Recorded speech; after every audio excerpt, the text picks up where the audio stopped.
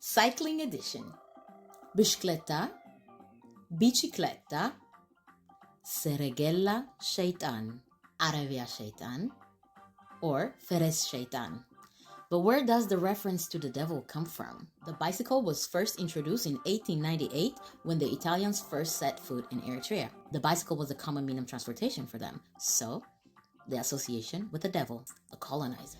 Eritreans gradually learned how to love and make very good use of this new means of transportation. They dropped the name Seregella Seitan and adopted bicicleta. Today, Eritrea produces some of the very best cyclists in the world. Talk about flipping the script. Culture is cool.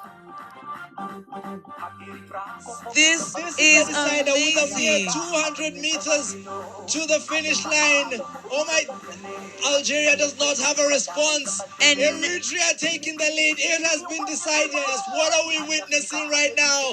Brotherhood at its finest. Look at them holding hands. What an emotional moment for the Eastern What African a region. win. What an emotional moment for Eritrea. The title has been taken. The win has been made. The decision has been finally made. And authority has been stamped by Eritrea. They have dominated the break.